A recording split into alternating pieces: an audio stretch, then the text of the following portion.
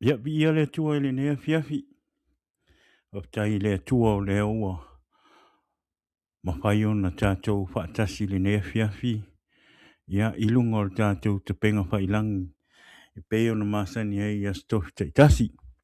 Ia o le vi inga e whaatai i le tua ona o le avanoa tā ua o mwhai e ona wha e atu tātou polkalama. Ma le avanoa ua te whai ona tātou mafuta wha penei e le nea fiafi. Whaftai le atua leo wa tātou wheloa i lumo nuu, ai le o tua nuu. Whaftai fo i le atua ua tātou maua pe le ola ma le malosi le aso ma le aso. Lea ia e whaftai i le atua ma whaasilisili arewi inga i le atua ona mea silisili ua ia whaia mo i tātou. O lea ia e averewi inga ma whaftai i le atua. Ia ilona lofa ma lona nei taritonu fo i le anganga o loo manuia uma o tau. I le alofa o le atua. Amen. Te tonu fo i te leo i tātou wa. Whapinana. Tue wha malosi, o tue wha popoina le malosi o le tino. Sa whia ngai fo i mai o le tino. Ia whaptai i le atua. Ia o leo ua tue wha powina le malosi. Le ngate fo i lea ia. O ana wha manianga i te tonu i o tātou a inga. E ala i mea tātou te maua. I whi au mga luenga. So se mea lava o wha manu ia i lea tua ia i tātou. Ia e awa on tātou a verewi inga marwha tai i lea tua. Pēra i titi, pē tele, a verewi inga marwha tai i lea tua po le nea fiafi. Ia leo ua tātou wheloai. I lungo tātou po kalama. Ia o lea ia o te fia whaatalofa tuai. I le mamalu. Ma le pa ia o seo tātou a tunu o lo o maua mai le tātou por kalama i le nea fiafi. Ia e whaatalofa atu le por kalama o le Jesus is the Answer podcast. Ia po o Iesu o le tali. Ia i le nea fiafi. Ia i le pa ia ma le malu o seo tātou a tunu. O pa ia fo ila ma malu tātou a tunu. O le a le o ise tautalanga. Ina ne i sasis whamtalanga po se tala ia ona whailea ma ngao le tātou porkalama ia e taritonu o le alofa ma le anga lei o le tua ma le suafa manu malo Iesu ke wiso ia e au mai e tātou te launga tasi ai ia ma o le mamalu fo ia le sili a ona sili mamalu o le suafa o le mamalu le suafa manu malo Iesu ke wiso ia o lea ia au te whaatalofa atua i le nea fiafi. Ia i whioi o le tala lei, ia po le po sunga i whawhianga inga mau tau whaletua. Ia i le ne fiafi, ia whatalofa atu po kalama, ma lo lava le on sa i ngā luenga le tua, whaftai fo i la o tau tapua inga, le ngā tai leo la o tau te talo, lo o manuia i pēr le, o tama whanau le ngā tai lea, ia, o mato wola wha le nganga. Tai le upo le tua o lo o tau launga ina pea i lea sa ma lea sa ia ina ia wha manatu ia ma ia wha tupu tele ai le ola wha lea nganga o tangata o le tua o lea ia e wha talofa atu ai por kalama ia i le nea fiafi ia i le ngatai lea ia wha talofa atu foi ia i na iu tātou ta māma na iu tātou tina ma tutua i le wha angaloina le au sina o sio tātou atunu, o au te tari tonu, ia o lo o tau tapua inga mo la o tau nofu te talo. Ia o lo o manuia i o tama whanau, ma whamanuia i lea tua ono la o tau tapua inga, o alo whaiwa atu o tama whanau i lea aso ma lea aso. Ia i whe au ma ngā ruenga, ia a wale tau singa o tātou a inga, o lea ia e whatalofa tuai le por kalama le nea fiafi ia ti o tou ta mama tina ma tutua le ngā te lea ia o tou uma o loo whapena o loo maua mai le por kalama le nea fiafi i so se mea lava o le nei lalo langi o loo tou mata mai mo mai ai ia i le tātou por kalama o lea ia whamanuia le tua ia ti o tou ia whapena o na alofa le tua ia tului pea le ola ma le malosi ia te o tau. Ia ina ia whapenao na tele tausanga mani aso i tātou te mafuta i pea o lea ia whaatalofa atu Paul Kalama i le nea fiafi. Ia ona se e menea sa whaatalofa i le nea fiafi. Ia i o tātou ainga o mai masani o lo tātou masani. I lungo o tātou Paul Kalama whaatalofa ia ua whapenao Bo misi tātou Paul Kalama le vaeso le te ele stona ia ono nisi fo e fuanga sa whapena na pisi e fo ia ia e familia to i tātou Paul Kalama ia ono le tau nuu tātou Paul Kalama i le aso kofi o i le stona i le vaeso le te ia o tali tonu o lo manuia o tau le ia po i le vi inga mara whaftai le tua ia o sina whaatalofa le nā mo tātou a inga o me masani ia le ngate i leo whio i o tala leia ma tātou ta mama tina matua si o tātou atunu ia ngate leo tātou a inga ia mo tātou o i le ne fiafi ia whaatalofa atu le Paul Kalama i le ne fiafi whamanuia tele lava le tua ia whamanuia fo le Kirisimasi ma le tausanga fou amen leo toe na yaso ia ono tātou savalia lona i o le aso whamanatu ai le soifua mai o le li i whaola i le nei la langi lea ia a vea ilo leo e whai masui o Paul Kalama ia moli atu ai ma wha manui atu ai le Kirisimasi ia i le nei tausanga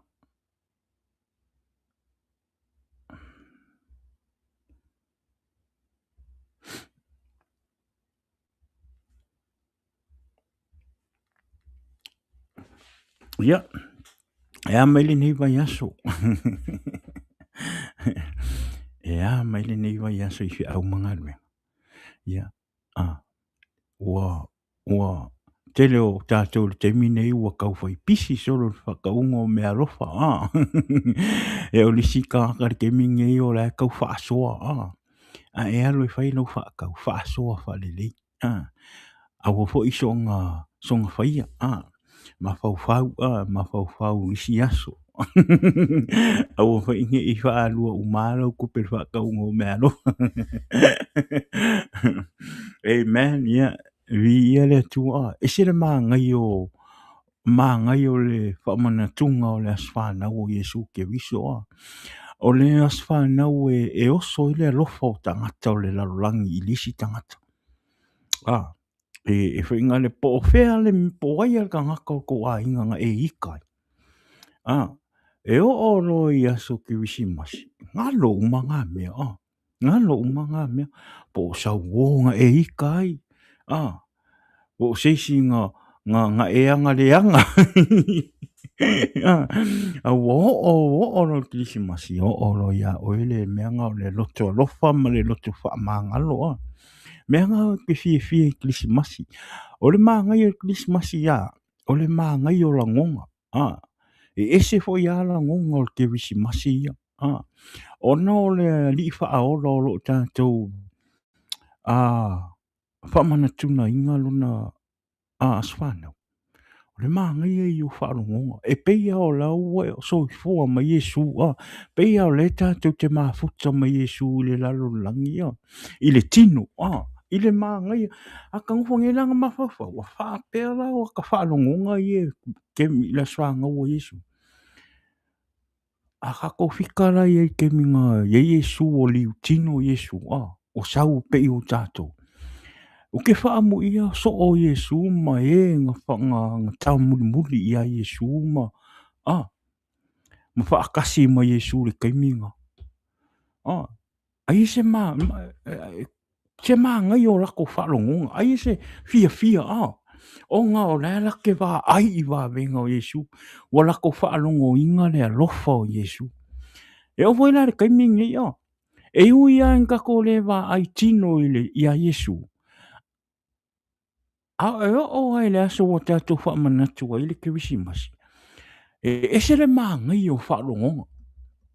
E se le māngai o whaalongonga e o iaka ika i kemi o Kirisimasi. e ke whai e se me le lei, e ke whai e se mea māngai o moro a inga. E oso ia ma le fia ke u fale o lisi kangaka. Wa ke lei o isi kangaka.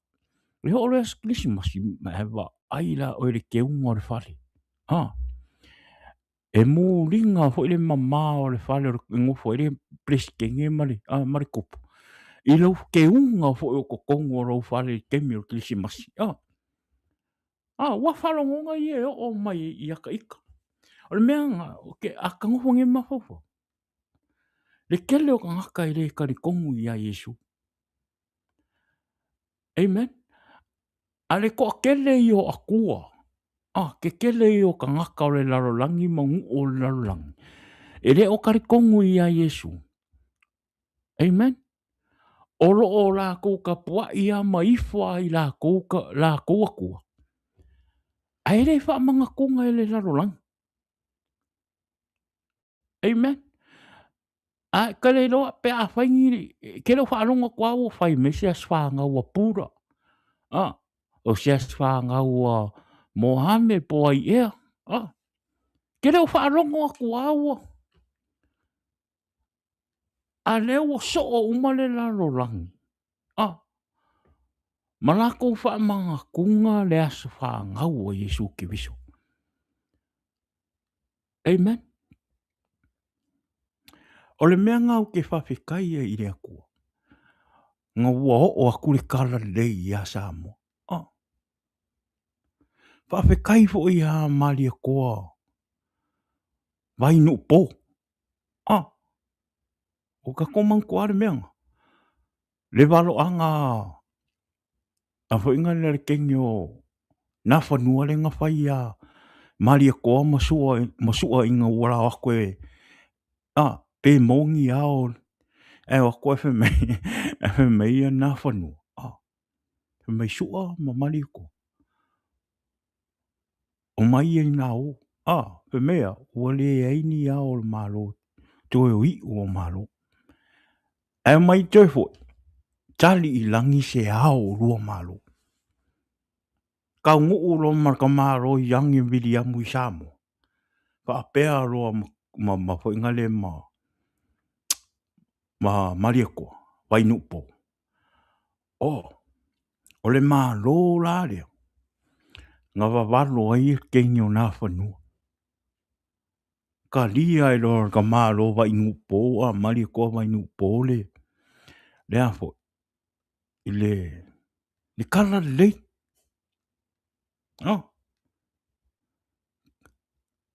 O le mea nau ke aka. A ka kou whaaro ngi kalangi. Mo kou fo isa mo e iku se iku loa. E ku lua ka ngaka ngā wai kini. Ka kou wai a ngā whangu. Kengi o ngā whangu. Le koa. A ka kou wai e maka kou whaaro ngolongo e whenga le e ku lua ngaka le afoi. E kengi. Ai saure waro anga. Whai a maria koa masua. O mai ngā o. Kali langi. Se ao lo malo. Se vai. Amen. Whawhekai e ila i lea kua. Wak ngakalia e Samoa. Le kala le lei. Lea wakako ai e ngi wai kau. Lea wakako loa Iesu. Lea wakako kalia Iesu yo kako a inga mo kako nguu mo kako mas yo kako waku nguu Samoa. E whaavae Samoa. Whaavae le Samoa i le atua. Peke o sa. Amen. Whawhekai le kua. Whawhekai le kua le ua kako whiola mai. Ngai le anga kele a le aku ue esel makau i le kua. Ka ilo ai seisi a aku. Pe maua le makau o Samoa i le kua. Mai wai keimi la. Ai onga o le sawa ma le alu i luma o le poko.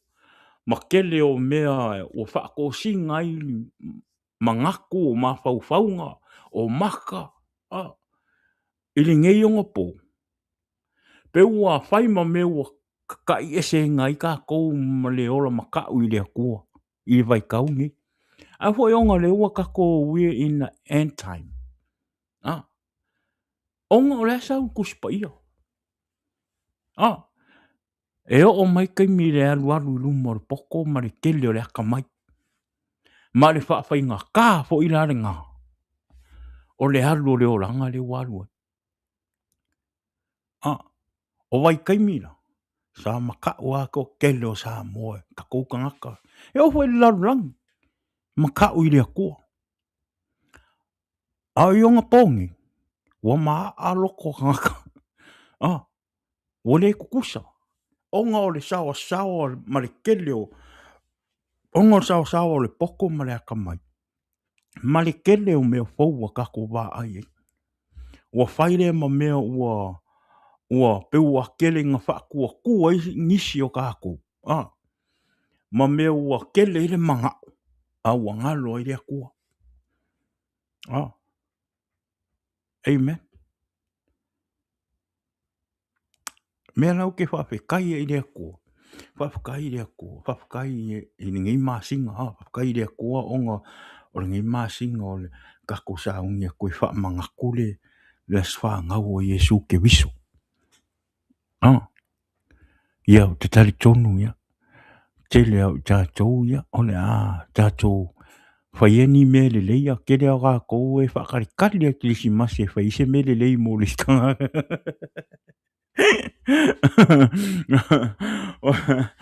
o le sika ngaka ngā maka mea kau sanga o ika anga ngā o mea le aso fia o le aso kilisi masi ia ko mua le ia le mea ngau le loku wha mawalalo loku wha maangalo ia o le soi mea o le ngi fo i vai kau ia ua kele fo i mea kele o aso fia pe ia wha mangaku kilisi masi pe ua kele ai me whai ai e whai ai mea wha le anganga ko e whai ai ma mea wha kingo whai ai ma mea wha kingo ia o lea ia a whai e whai ngale ke fia i mo wha fianga o le kingo ia kalo aku kako po kalama ia pai keke ma ia papenga o ngā ai keke o kere me kupu le hunka ko wa ai le meren kupu mai Australia ia e fo ngale wa le koe fefe ngise e fe wa i mafanga ho ngale ka fanga we o ai luma ale mea le isala e luma paken le vale o isala e luma mo le ngule la misa ma isala le o mea i luma me kum e ka ngaka o mai pe ia me fu ia ka ko fai keke au ia fia ka ngaka i long fali fia o i lau fali ngofo le i lau fali ma lau fa ngau spano kai mi ma lau fa ngau o lo fo i fa wanga i alo sa kala o nga ava pe ka ko por kala mai le ka o ingi mea fa kingo le ai e an waku al mea sa o pichu e kaunga mo i lo kaukala au wangi i ano lo kaukala ka ko fo i le lo fia i mei o le ava ia fai keke ia au fo i nge i ova e fia ingu ava ia pai a oi lau fale pai lau fale au e ke alu ia mai a ve fo i nge kilisi masi o le asui ai fo i lo langa la e fai e se whakai ka inga le lei mo oe a ia mo lo a inga ko oi lo wingu ko oi lo laula ko oi lo paki e fai se me le lei mo lo langa amen ia o se fo kuanga ngā tātou po karama ia kako fai keke a wol fe wai Ia whapengā o ngā sanga le mōmea o mai lunga o awala. Amen. Ia re kua. Ia wale me mo ia. O le kangaka ke visiano. Ma le kangaka malamalama i le ia Iesu. Le kangaka le kākou ke celebrating ala ngā swanga. E kakau o ngā whaaleanganga whainga o le kākou celebration. E le whaiengi pāki. E o ke rau whai aku wa peo wa o cancer o ke whai aku whainga lea. E whainga le o Iesu ke wiso. O le ali wha aola. E le whakanga Iesu ngi pāki e whaingoingi pia. Whaiengi whianga wha penga. Kako wha a kaulo Iesu longo winga. O mea umai kako ke whai e kaunga whaaleanganga. Amen. E le fia Iesu e vai mea kako kanga ke visiano. E kako ke wha mangaku lo ngā sofanga. E wha le kingo whaingo le mangaku, wha mangakunga o le aswanga o Iesu ke wiso. Amen. E te tau o na tatu whaaleanganga le whaingo le whamanatuna o le aswanga o Iesu. O lea. O le vivi i le atua. Te talo i le atua. Amen. Matala noa i le atua. Vi ia le atua. Together with your family. Share with your family the word of God. Whai ale tau maputanga ma whai le sharing. Amen. Whawhitai i le atua ono rona alo pele totasi. Ua awina mai le larangi ma liu tino ina pei o i tātou. Ina ia whapena ona. Whaolaina o tātou tangata matutoni o tātou angsala. And that's how we're supposed to celebrate Jesus. Amen. I'm not saying for inga lo fa yakunga ela no. Or kangaka i o lo e malama i le upuma malama i le winga o le tangata sa o le winga o le tangata le tātou te whaamana tuina lo nā swana. Ngā o le tangata malama na. E te tau ona e malama. Amen. Ia ai pule a oe. Pule a oe le whainga o rau celebration. Kere whai aku fo i kama whai e sui no. Pule a oe. Pule a oe whainga o rau celebration. A le manatu ma le whautua. E tutu atu i o autawa. E te tau ona tātou wha manatu wha aleanganga le aswhana o Iesu ke wiso. O le aso le te tau ona tātou vivi i le atua.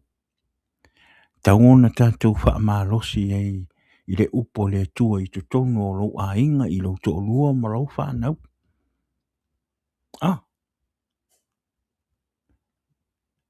Amen.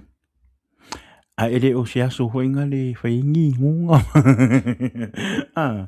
Ia wā wā le kele o mele o le fifi o mo meo le whainga o le tua le tino. Pāki ma mea whapenga. E umai whangi. E umai whangi o whetaui, o fufusu, misa. And that's not how it's supposed to be. Iu e lisi kama le ko le limo le ko o lisi kama no mga o me moi me e kukupu. Aere e kakau nga whapenga. O Iesu ke wiso le tātou te whamanatu ina ro nas whanau. Ere o se si tangata o lo a inga po o se si a kua po no o Iesu ke wiso o le ali i whaaola. O le alo pele o le atua. Le tātou te sa ungi atu e whamanatu lo nas whanau.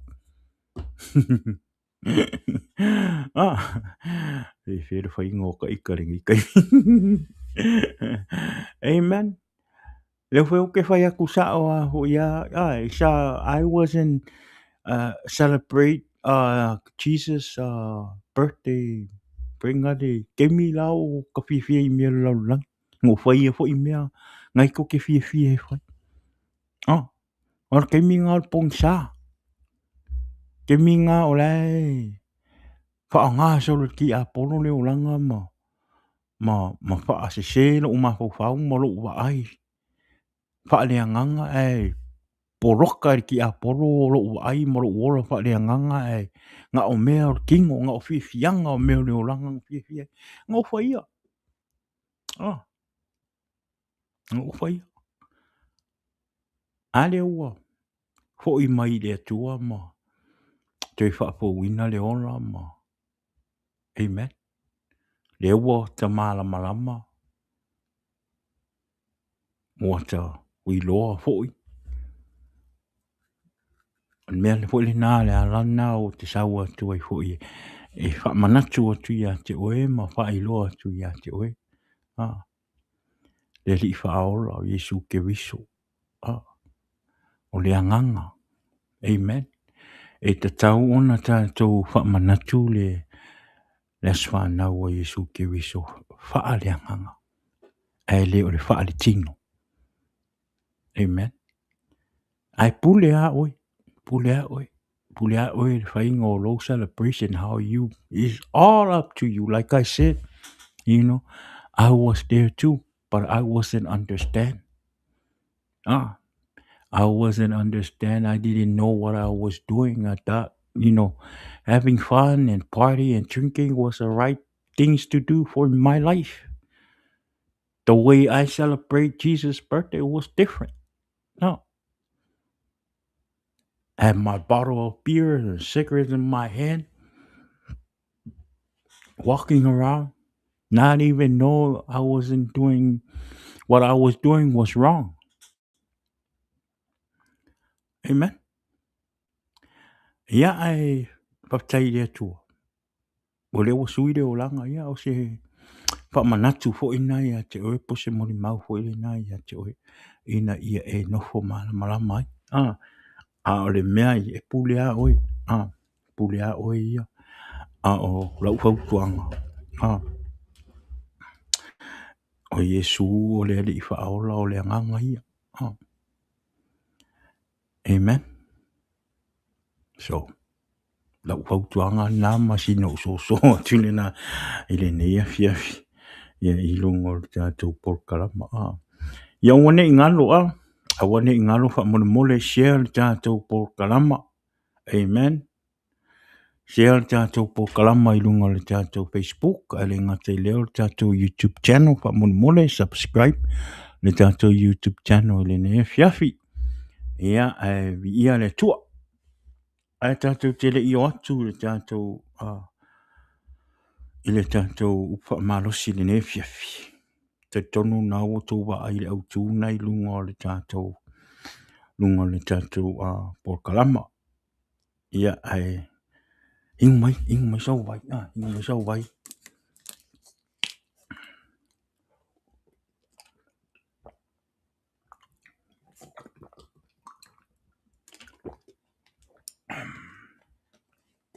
amen ia tari tonu Hone ngalo le tātou porkalama I lasto nai. Lasto nai nei ia e whaatau uina le tātou porkalama. Tari tonu ole a tātou mafuta I fo I malesunga ia tala lei lungo le tātou porkalama. I lasto nai nei.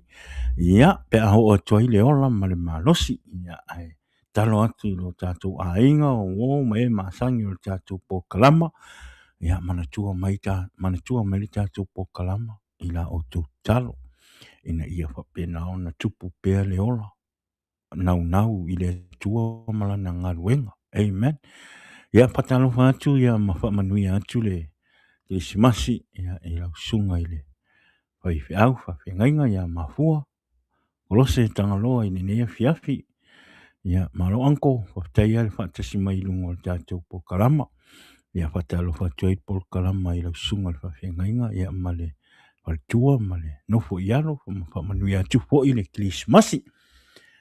Ia, au ne fia fitari tono le a tātou olo I le upu whamalosi mo I tātou le ne fiafi. Ia, I le umi fo I tātou whamalosi. Ia, ai tātou te whaalangolango pia I le anganga o le tua. Ia, e ala I lona upu whamalosi ne fiafi. Ia, o le tusi o le amo le tātou upa malosi ni nefiafi. Ma e lua e tasi alfa I upu. Tasi alfa I upu o le a tātou tal no ai ma tātou upa malosi ai. Ia, I le nei e fiafi. Ia, o lo maua maile I le yoane mua fai upu sun malua. Fai mai. A o I lato uma o e na talia o ia. Ma whaatua tua I lona suafa. Na ia avatu I ai o lea manuia. Ia avea I latou ma whanau o le tua. Yet to all who did receive him, to those who believe in his name, he gave the right to become children of God. Amen. O ne fesili mo I tātou le nefiafi. O lea wala a tātou le la tātou a ngai atu e whamana tunga I nau le aswhanau o Iesu Keriso. Amen. Ma o le fesili la mo I tātou le nefiafi. Ua e talia Iesu. Amen. Did you receive Jesus in your life? Ua e talia Iesu I lo loto po'o. Ua e talia Iesu I lo wola. Amen. Fai mai. A o I lātou uma o e na talia oia. Amen. Fai mai. Fai te whaalonga. Fai mai de fai upu. Sun malua. Fai mai. A o I lātou uma o e na talia o ia. O lona winga. O loo fai I tangata. Ua suia o lātou o langa. Ma ua ofo I nā atu o lātou wola. Mole li. Amen. A o I lātou uma o e na talia o ia. O lona winga. O le fai mai. O le fai mai. O longa winga o le fai na I tangata. Ua suia o lātou o langa. Ma ua ofo I nā atu o lātou wola. Mole li.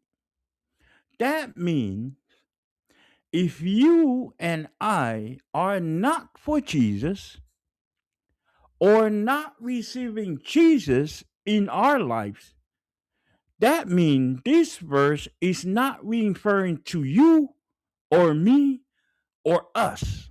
I say, ona ele o talia ina e I tātou Iesu ua nao e talia o ia. Meaning, o le fai mai le fai upu. E le o fai mai le tala. E le o fai mai le fai le verse. E le o mō tangata uma.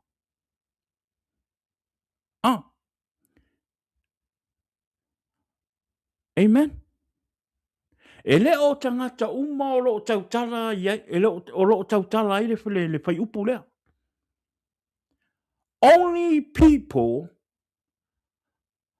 that have Jesus in their life or believe in Jesus or accept Jesus in their heart. Amen. Ai le o mo I tātou uma. Amen. Most of us, we know Jesus. We celebrate Jesus' birthday every year. But the question is, did you receive Jesus in your heart? Ua e talia ina Iesu e avea mo wali mo whaola. A wana mea monia. E ese ale tātou i loa o Iesu. Ese ale tātou whaamana tuina o le aswha nau o Iesu. E ese le iai o Iesu i to tonu o rowo langa. Ese. Amen. Po le ala fai mai e tātou o tangata keusi ano. Po le ala fai mai o tātou o tangata keusi ano, o tātou o tangata lolotu. Ale ola Iesu i to tonu o rowo langa. Amen. Ale ai fo Iesu i to tonu o rowo langa. E mai mau. Just because we know Jesus doesn't mean that we have Jesus in our heart. Amen. Just because we celebrate the birthday of Jesus, amen, doesn't mean that we have Jesus in our life. No. E ia ka ngaka ko kele o tātou. E sila e loa Iesu. E loa tala e whātatau ia Iesu. E loa o Iesu o le ali i whaahola. A le ola mo Iesu. Amen. Vi ia le tua. A le fai mai. A o i lato uma o e na talia o ia. Lango winga. Nga o ka ngaka o loo talia, loo ola Iesu te tono leo langa. Ma ua talia Iesu. I te tono o lato loto mo o lato wanganga. Ma ola mo Iesu. Fai mai la ia. A o i lato uma o e na talia o ia. Fai mai la ia. Ma faa tua i lona suafa. Amen. That means we had to accept Jesus in our life and have faith. Amen. To Jesus. E te tau ona tātou talia Iesu i o tātou o langa. Ma ia tātou maua le ola whaatua tua i le tua. Fai mai la ia, fai mai ona a vea ai mata uai lola i o oe mau.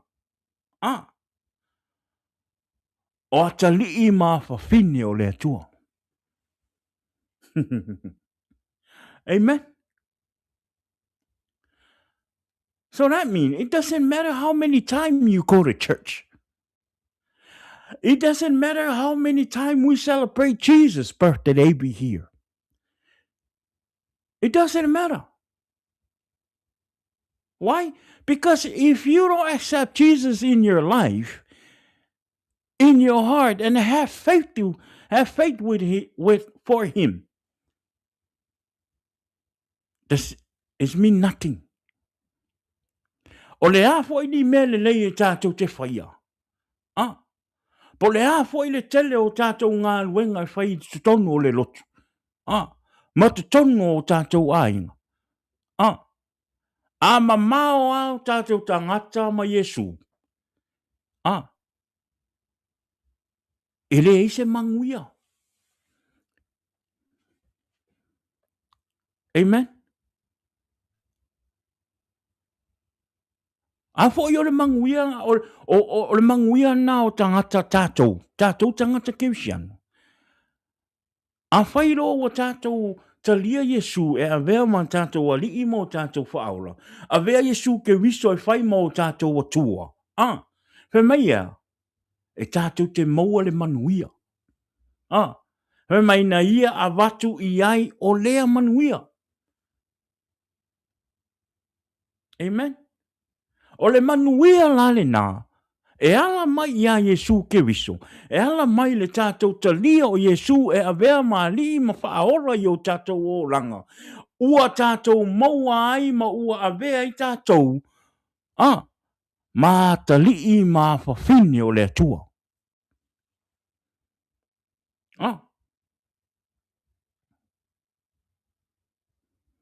So may to all who did receive him, to those who believe in his name, he gave the right to become the children of God.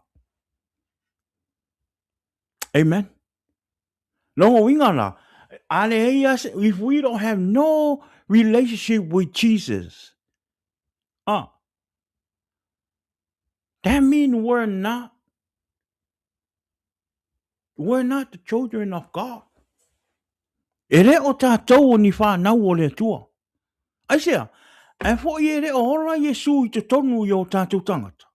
Ona fo i re o tātou talia Iesu e avea mo tātou whaola, ma tātou whaatua tua I le tua, ma tātou sāwa vali I ala ma le whina ngalo o le tua. Amen. So e re au ngā atoa lalo uola wha kewisiano. Pe ale iai Iesu I te tonu o rongo langa. Amen.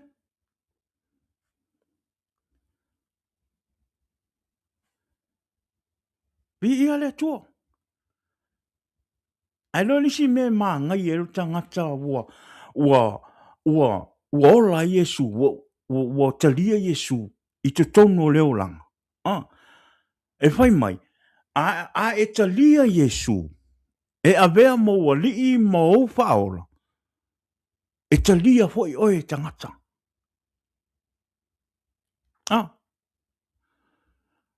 Ona a whai e talia e tangata oe, pe mea Iesu, ua lātou talia hoi Iesu. Amen.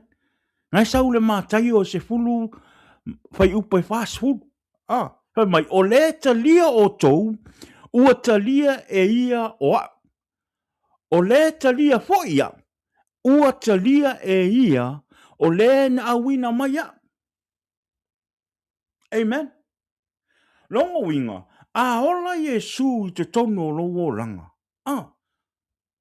Whai mai le tusi, o Iesu o le malama lama. A ola la Iesu I te tono o longo langa. Whai mai e susulu atu le malama lama o Iesu I tangata e ala I loa mio le lei. E atangia mai ai o lo ola Iesu I te tonu ia te oe e ala I loa mio. O le malama lama le na Iesu ke wiso. E whaato singa mai ei loto o tangata po o a inga o wo ia te oe. Matalia I lo oe. Malatou talia I lo ma Iesu. Pe mai ea. Pe mai lo ea Iesu. Pe mai. Ua talia e ia o len awina mai. Nongo winga. If people come and accept Jesus, come and listen to your word, ilo kara yatu le talale. Ai o mai tangata talia. Pe mai laia. Pe mai a lato talia oe. Ua lato talia Iesu ke wiso. Pe mai la a lato talia le upu. Ale atua. Ma talia Iesu e avea mo lato wa lii mo lato whaora. Pe mai ea. E talia fo e le na awina mai ia. Oi, o le atua. Amen. Vi ia le atua.